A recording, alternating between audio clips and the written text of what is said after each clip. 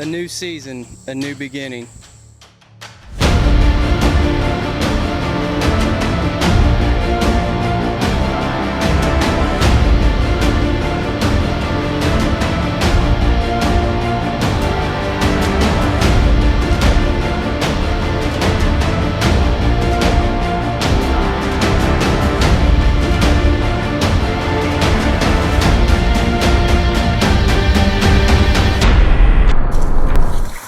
I think my face should be blurred out.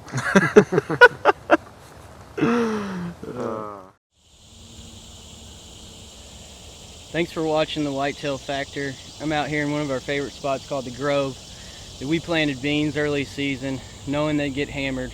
And just a couple weeks ago, Uriah broadcasted some big and beastie into these beans. So we're checking on that big and beastie, and it's coming up great. The reason we did that is we know this is a super important spot, one of our easiest access, one of our best hunting spots, and we wanted all year round food. So we got the beans for early season. They probably won't make pods, but we've got the brassicas that'll come up in between the beans and provide late season food.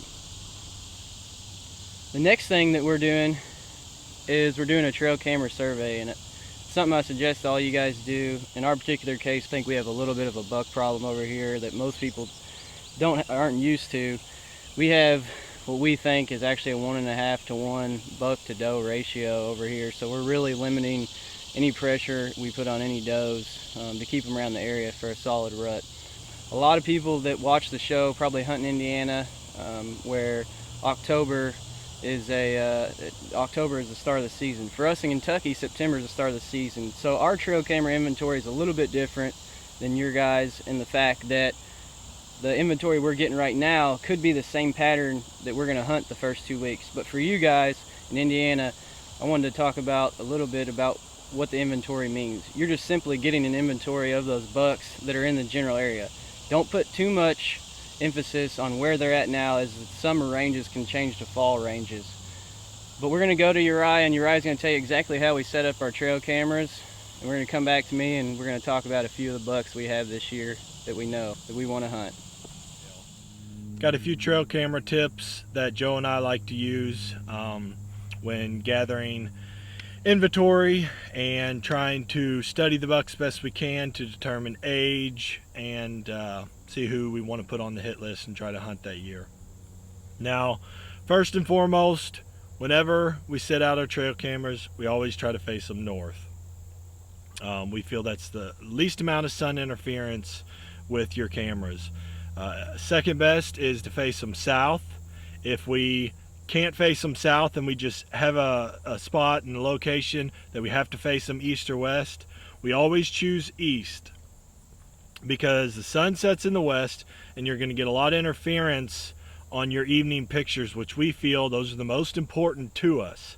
We want to know when the deer are coming out of their bedding, approximately how close to the end of shooting light they're up and about and moving, and to see if we can determine if we're going to be able to hunt them or not.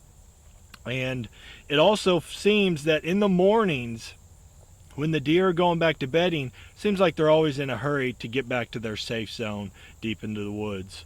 Whereas in the evenings, when they're coming out, they're taking more time on them trophy rocks, they're mingling around, and we get a lot better inventory and better pictures and a better look at our deer in general. So now, when we move to the location of our cameras, we always try to put them near a road. If we can't put them off a road, we'll put them in an area that we can at least drive up to and actually check the camera, pull the cards or change the batteries out if we need to from the vehicle, whether it be a truck, tractor, lawnmower, four-wheeler, anything. We try to never set our boots on the ground. We want to eliminate our scent in the area completely. And now that takes me to trying to eliminate our scent in the area.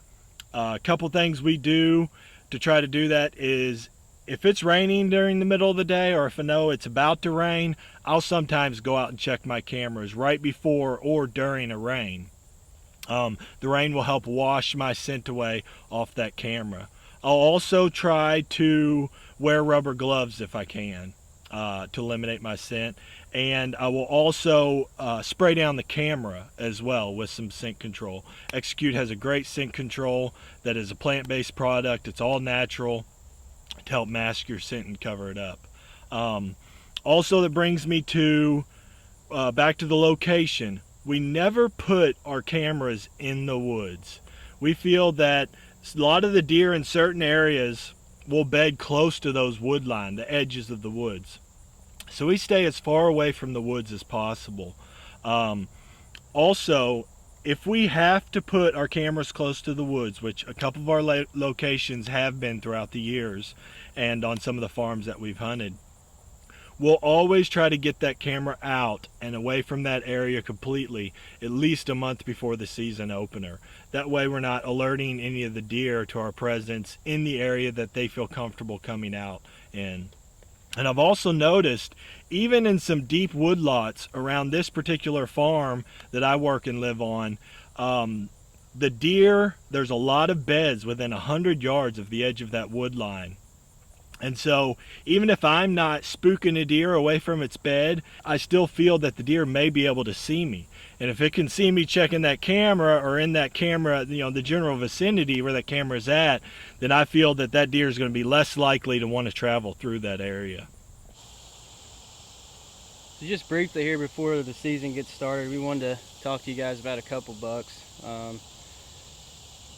None of them are really new faces, but maybe new to the hit list. The first buck I want to talk about, really interesting buck, we call BLT. Last year he was a below average 3-year-old that just kind of blew up this year, and we really attribute that to the management we've done on this property. We've put a lot of food plots in, provided the deer with a lot of food, and he went from being a below average 3-year-old to now probably a little bit above average 4-year-old.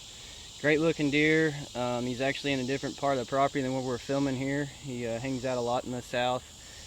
So we think he's a daylight mover, and he's a deer we're gonna try to get on right away. The second deer that's on the hit list is a deer that you guys probably know well that's watched the show. It's a deer we call Short 10. He's a little bit tougher deer, also in the south, and we planted a food plot specifically for him that you probably heard on the last episode.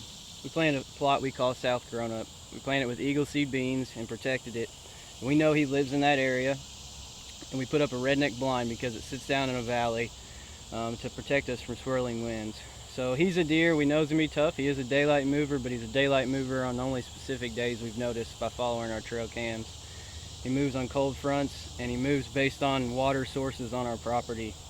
And that's probably something we'll cover a little bit later on personalities of specific bucks like Short 10 and how they move and react to your property. We had an interesting thing come about in this past week or so. We've been watching a deer closely. It had a pretty nice rack, and we kind of determined this last week that this deer was a deer we knew from last year, and we're really excited. There's a deer named Hook Browse that we hunted and was very visible at the early part of last year. Just a really big mature 8-pointer, and as we've been looking at pictures of this deer in the last week, it's really came upon us that we believe this is Hook Browse, and just makes us really happy that he's back. We weren't sure where he went. He kind of went missing for the last half of the season last year, but one thing we're going to do this year is we got a full year under our belt last year with some of these bucks and their personalities, and we know that Hook Browse is a roamer, but one thing we noticed last year was that Hook Browse was way more visible early in the season. So we're really going to push in, actually up here in the grove on north winds. We're going to go after that deer up here and try to get on in the first 2 weeks. We're going to assume his personality is going to act the same as last year. But that brings me to another point that I want everybody to consider. I truly believe that, you know, these summer pictures, if you don't know the deer, you can't judge their age perfect. As I know there's a lot of research out there on how to judge a deer's age, but I think the best way to know a deer's age is to know the deer. So we're really studying these trail cam photos, trying to connect similarities in rack features, but we're really just going to make that decision when we see that deer on the hoof. I think it's going to be a super interesting season. Our season starts here on September 5th, and we look forward to putting together our strategies on some of these deer. We have a very unique property where we have sections of deer that move in the north and the south, so we're able to play north and south winds, and a west wind is just a great wind on this property. So the next episode will be pushing season. I hope you guys come back and watch us, and thanks for watching. In an area that we can actually drive up to in our vehicle, whether truck, tractor, four-wheeler, lawnmower. We try to never put our boots on the ground. Always try to check them from the vehicle. And then I also like to try to wear rubber gloves if at all possible when checking the camera. Also, dang nabbit.